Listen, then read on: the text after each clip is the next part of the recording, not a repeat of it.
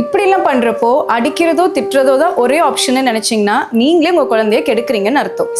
இந்த பப்ளிக் மெல்டவுன்ஸ் எல்லாம் normal childhood டெவலப்மெண்ட்ல ஒரு நார்மல் பார்ட் தான். 2 to 4 இயர்ஸ்க்குள்ள இருக்கிற கிட்ஸுக்கு அவங்களோட எமோஷன்ஸை ரெகுலேட்டே பண்ண தெரியாது. முக்கியமா ஃப்ரஸ்ட்ரேஷனை எக்ஸ்பிரஸ் பண்ண ப்ராப்பரான லாங்குவேஜ் ஸ்கில்ஸ் அவங்க கிட்ட இல்ல. சோ அழுகிறதும் கத்துறதும் தான் அவங்களோட கம்யூனிகேஷன் மெத்தட். ஃபர்ஸ்ட் நாம புரிஞ்சுக்க வேண்டியது ஒண்ணுதான். இப்படிலாம் அவங்க பண்றது குறும்பு, அன்டிசிப்ளின்டு நினைக்காம எமோஷனல் ஓவர்வெல்ம், பசி, டயர்ட், டிசப்பாயின்மெண்ட்ஸ்னு இப்படி பல ரீசன்ஸ் இருக்கலாம். So prevention is always better than cure. ஷாப்பிங்க்கு போறதுக்கு முன்னாடி ஒரு ப்ராப்பரான மீல், ஒரு நல்ல நேப் கொடுத்துருங்க. முதல்ல நீங்க ஒரு ரியலிஸ்டிக்கான எக்ஸ்பெக்டேஷன்ஸ் வச்சுக்கோங்க. ஃபார் எக்ஸாம்பிள், ஒரு 4 hours ஷாப்பிங் பண்றதுக்கு ஒரு 2-year-old குழந்தைய கூட்டிட்டு போகாதீங்க. பட் மெல்டவுன் ஸ்டார்ட் ஆயிடுச்சுன்னா உடனே பேனிக் ஆகாதீங்க. ஃபர்ஸ்ட் சேஃப்டி என்ஷூர் பண்ணுங்க. ரொம்ப காமான வாய்ஸ்ல பேசுங்க. ஒரு காமான வாய்ஸ்ல பேசி பிசிக்கல் கம்ஃபர்ட் ஆஃபர் பண்ணுங்க. ஃபார் எக்ஸாம்பிள், அது ஒரு ஹக்கா கூட இருக்கலாம். ஒரு விஷயம் அவங்க அடம் பிடிக்கிறப்போ அது கிடைக்காதுன்னு தெரிஞ்சா அதை அவங்க கொஞ்சம் கொஞ்சமா விட்டுருவாங்க. உங்க குழந்தையோட எமோஷன்ஸ் எல்லாமே வேலிட் தான். பப்ளிக் பிளேசஸ்ல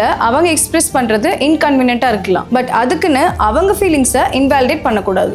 சப்போர்ட் பண்ணுங்க, கைட் பண்ணுங்க, அண்ட் ரொம்ப முக்கியமா அவங்க உங்க குழந்தை. ஸோ நிறைய லவ் பண்ணுங்க.